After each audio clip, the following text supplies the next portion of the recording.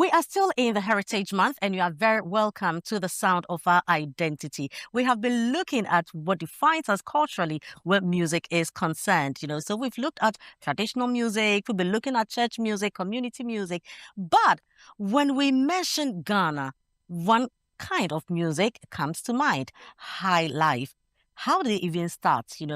Has it evolved? Has it always been like this? Do we even still remember some of the personalities who really contributed in making high life music how it is, and how they've passed it on to generations, after them? You are very welcome. My guest today will be a senior lecturer from the Music Department, University of Ghana, Dr. Eric Sunudo. I'm Frema Adunyame. Right after this break, Doc will be joining me, and we will be talking high life music.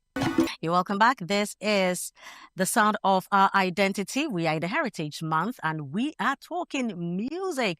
Doc is seated right here. I'm Frema Adunyame. Doc, you're very welcome. Thank you. How you doing? Not too bad. There's too much work. I know, but that's why you are here, so we can count on people like you to get a job done. And we know you are able. I will try. You can do it. Doc, so let's talk high life music. A lot of times people describe or define high life music as indigenous Ghanaian music, trying to say that this is what is unique to Ghana. Are we correct to describe high life music like that, or define it in that way? So, as scholars, we pay attention to the words we use. Right. And the moment you speak of indigenization, then you are speaking to a particular type of music. Okay. And when we talk of indigenous, we are speaking to music that is of the indigenous. Okay. So music that is ethnic, music that is speaking to a specific tribe. So for instance, Adowa, Agbaja, and so forth. High life, on the other side, is a hybrid style of music. It's a fusion, right. And I'm sure we'll get into it. So we'd usually say it's a hybrid, or it's a popular music that arose from what we call popular culture. Oh, but so how did it come about? It doesn't have one entry. Okay, but I like to think of it from the point where we think of high life as has been presented to us. Yes, and that context is what gave the name High Life. Okay. That is the context where E.T. Mensah and the likes comes from. But that starts off with the people we call Akrachifo. Okay. So enter the period where there was formal education and the missionaries were doing all this outreach and getting the people from the villages into the missions. That particular crop of people they educated, after some years, rose and assume a certain social status. Right. And with time, they became known as the Akrachifo, the middle age, the middle class group. And for them, because they were away from their homes, they were not specific to the traditional culture. A lot of them found themselves in the towns, big cities, and what have you. So Accra, for instance, Winneba, Cape Coast, Takrady. And they would kind of find a way of mixing wherever they came from with where they find themselves. Okay. The idea of what popular culture is. And here we are playing with three different elements. Right. The colonial masters in the West, where I'm coming from, my native, and then where I find myself. So if I had moved from the eastern region to Accra, I am encountering different cultures. How do I live? And that kind of life is what shaped what we call high life music. Interesting. But is the rhythm the same, or are there key elements to look out for to know that yes, this is high life, or this what we call high life today is completely different from how it used to be back then? So the musicians have a way of understanding what high life is, depending on the kind of music you find yourself in. When you read Collins, he tells us there are three broad categories of high life music. One that spoke to the brass, the other that spoke to the middle age, or what we would call the African elite, and then the one that spoke to the guitar. And they all came from different angles. So for instance, the brass came from the point of regimental bands, what we would call the military today. Okay. And where the locals were trained in playing regimental music. Okay. But on the downside, they would superimpose their melodies on these instruments and will not go that strict time that is associated with regimental bands and the military kind of music. That is that free 4/4 dancing. And that will evolve in what became known as Adaha. Adaha is essentially a brass band kind of, which looked like a regimental band. But that was all it was. It looked like it. So you'd find them dressed like military, regimental kind in the early 1900s. But the kind of music they'll be playing will be, marching, what the brass bands do today. Another version of that Adaha that came about was what we call Adaha now is a kind of music. Adaha is a style of highlife. Yes. So not the group that we know today.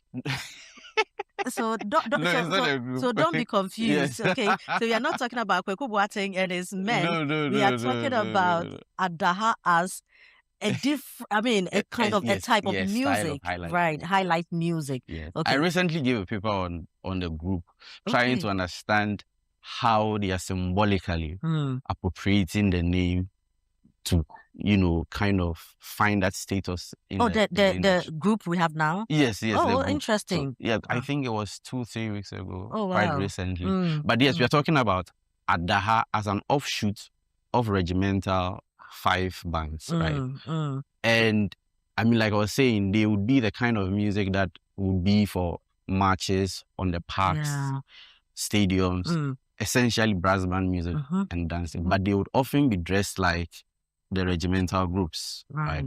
And think of the boys' brigades we have in the churches and the way they dress. It has that origins in Adaha. Right. An offshoot of Adaha is what we call the kunkuma, not the people. Okay. But it was a type of music that came out of the Adaha. Right. And what they did was what we would liken the Jama groups to. Okay. So they had these rectangular frame drums where there's also the party, that small drum the Jama people would use. And they would use their voice to mimic the horns or the brass instruments. And that would herald that procession, singing, dancing. So that is that kind of highlife. You say Adaha highlife or Kunkuma highlife. Right. Then there is the guitar-derived highlife where I find myself. Right. And that is positioned between, there are 2 contexts of how they came about. Yeah. One speaks to the contact with the Europeans, and the other speaks to that palm wine context that would already be in the villages. Right. Has nothing to do with what the Europeans brought. There was already a kind of musical activity that was associated with drinking, public spaces. So under a big tree after the hard day's work, we'll wait for the palm wine tapper, bring the wine, we'll drink. And that kind of musical activity that will be done there would be referred to as palm wine. Right. Of course, we can pay attention to the various elements and then say these are the styles. Then there is the one where the Europeans came with what we call the harp lute instrument. So the guitar is one of them. And the trick here is that there were no harbors back then. So they would dock the ships quite a distance in the sea, and they would need people to bring them from the ships to the shore. The people who played that role, they were known as the crew sailors. And the crew sailors were not Ghanaians, they were from Liberia. Okay. Right. So that exchange, that interaction, they going on board the ship, meeting new instruments, some of them even working on the ship with time and learning some of these instruments and creating a new sound. Because if I had my guitar here, I would have demonstrated that.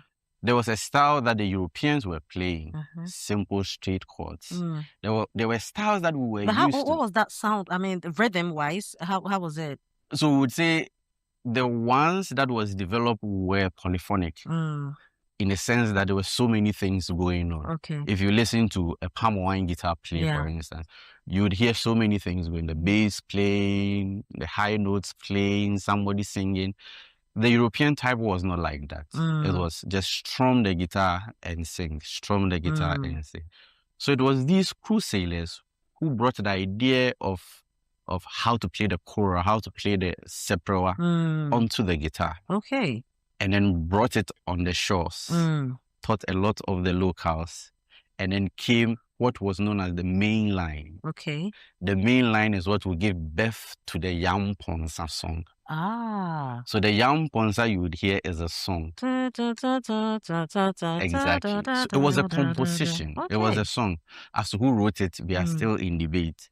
But the most important thing was that the rhythms that were accompanying the song is what came to define this guitar style that we're talking about. So this is what will also give birth to like the Boga Highlife and stuff like that later on. You've gone too far.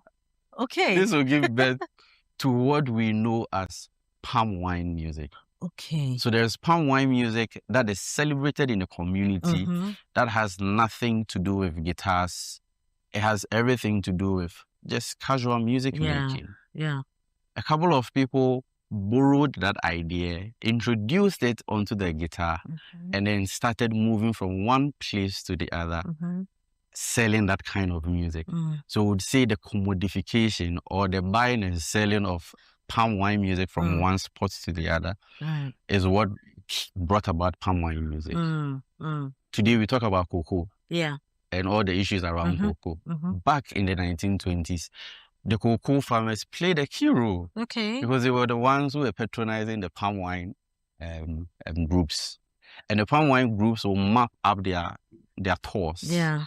They know that there is harvest here, so there will be money here. The cocoa cratchy will be there, so there will be money there, so they will move around. And that is how come that body of styles came to be known as palm wine music. Right.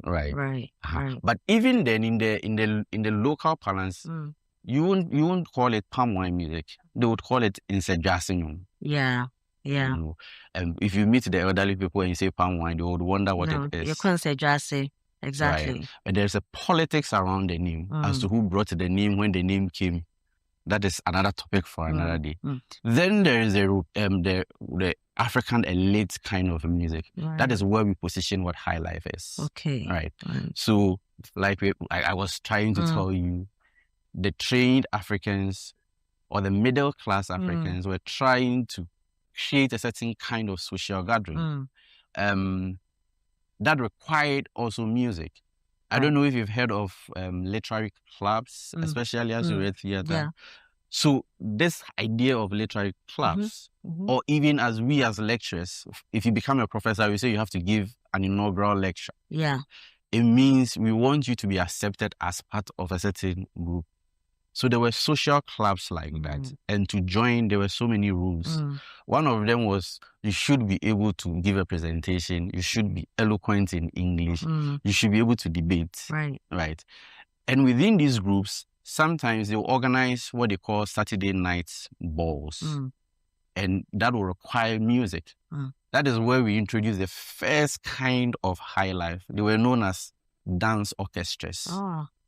They are not symphonic orchestras, but dance orchestras. Right. That was mimicking what was happening in America. So there were orchestras, dance orchestras in America, but they were playing jazz music. So in Ghana, we were playing the foxtrots and what have you. And then Highlife. But this is how Highlife came in. So they would have their parties in these open there was a name they call them. Today we call them cinemas. So when you look at Palladium, Rex, Cinema, those kinds of spaces, and the people who would be outside the halls would say, what kind of music are these people playing? Because they could identify the melodies that were being played on these European instruments. So this is Highlife, music for the high. Right. Just like they named the palm wine music. So the music that was played in such quarters came to be known as Highlife. Right. So, Doc, we'll take a break here. When we come back, I want us to look at the role. So now we are looking at Highlife, among the elite, let's say the Ghanaian elites, you know, now they are defining this. But I would also want us to know the role they played, especially because we spoke about the Adaha type of, you know, the music, the role they played in nationalism and also towards independence. All right.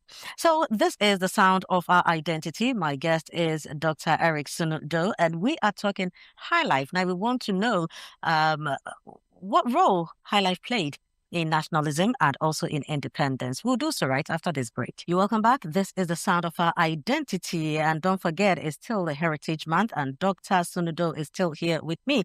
Doc, now let's look at the role of Highlife music in nationalism and also in struggle for independence, or when we had independence and all.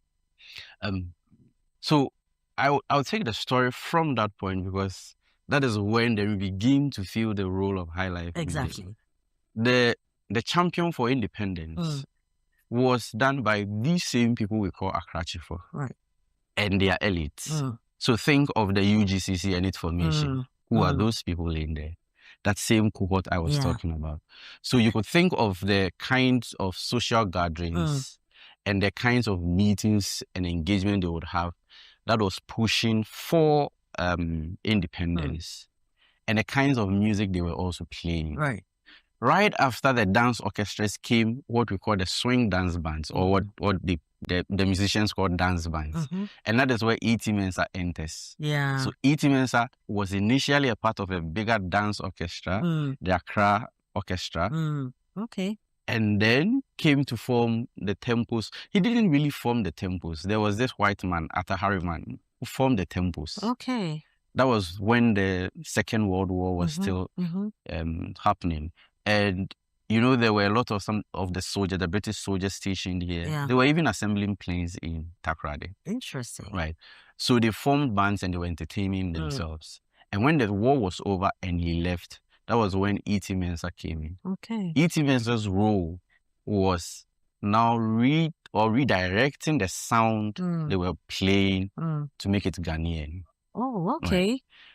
And the kind of sound he made or he produced is what has been characterized as the sound of independence. So in March, for instance, a lot of the sound we are going to be hearing is that sound. And that was started by E.T. Mensah. So I think the argument I'm making is because of the activities that these Akrachifo were playing, those who were at the forefront of politics, speaking to independence, the musicians were also speaking that same language. So whereas they were talking, and because music, mind you, I'm saying that it is popular culture. And when we speak of popular culture, we speak thing that is for the masses. What the people can connect with. Exactly.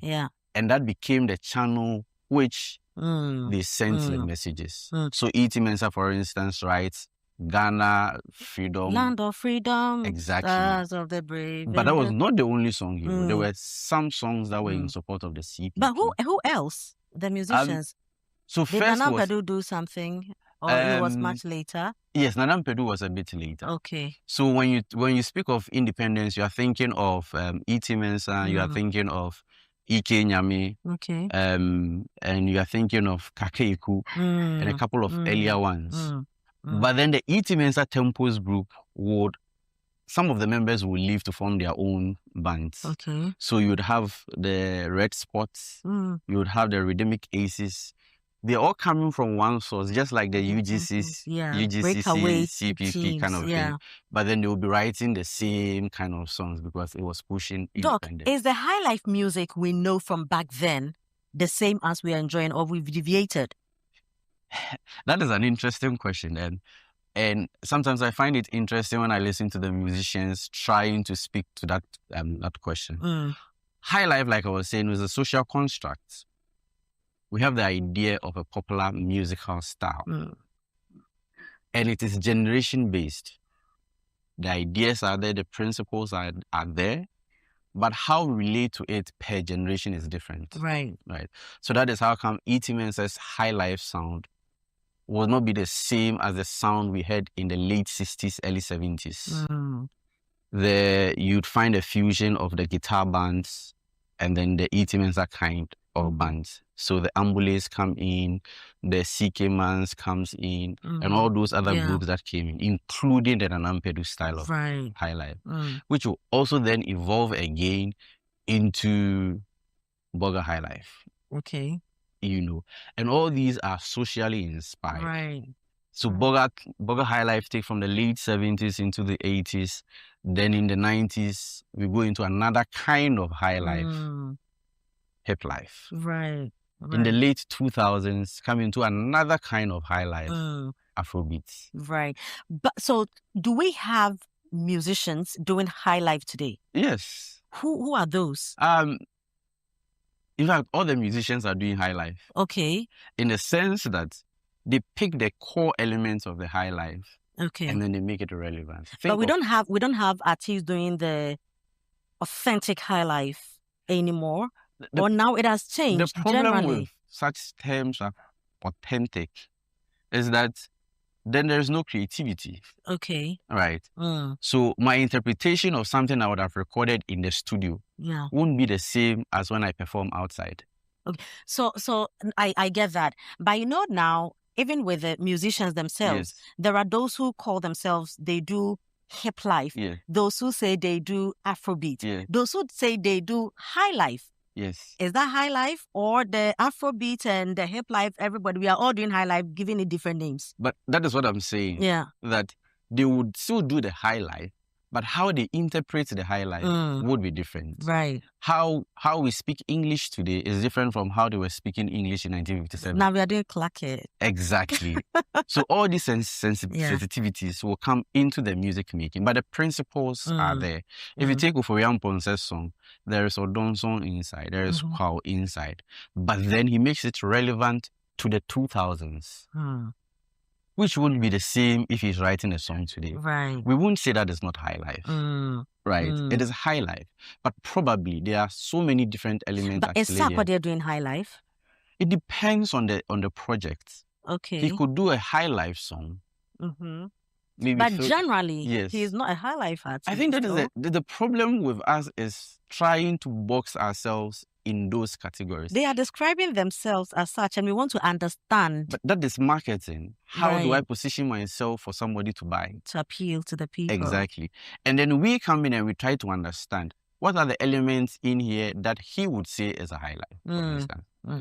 You won't find it in all the songs he would make. Maybe 1 or 2, 3 songs he will make. But would that classify him as a high life musician? No, he has high life songs. Yeah, right? but then even a high life artist. He's also the same. I would like to think he's more of an Afrobeat artist. Really? But it is built on a certain solid foundation in high life. Wow. So now, anyway, so the generations have changed, and so it can't be as the Akrachifo were doing. Let me give you a scenario. What we call the generational factor. So every generation would say the previous generation's kind of music is old. Yeah. So how do I take high life of the 1950s and make it my own? I recently heard an interpretation of Julie Okai's Nothing But a Man's Slave by Rama Black. And you listen to the two and you see that Rama Black's sensitivities are different from how Julie Okai was expressing it in the period. So when you think critically about it, you see, no, she's brought her current, interpretations to it. That is the way some of these high life or some of these popular musicians are reinterpreting high life. But we should move away from that straitjacket, this is high life or this is not high life. Right. Because like I said, it is a social construct, not necessarily built on a musical structure. Right. So it has so many things going in. So if we open ourselves and understand it that way, then it makes it if you understand it from the social construct perspective, it makes it easier. It makes it a bit easier, yes. Doc, my next conversation with you, I would want us to continue from real high life to hip life and then to Afrobeat. But for this, we'll have to end here. Thank you very much. We truly do appreciate you coming in. We'll see you soon. So I've been talking to Dr. Eric Sunu-Do. Now you understand when we say high life. So everything you are hearing today has a little bit of, Highlife. That is the foundation. And then we can add our creativity to it. We will come back later to talk about the hip life, the Afrobeat, and really if that will also change in future. I'm Frema Adunyame. Thank you for watching The Sound of Our Identity.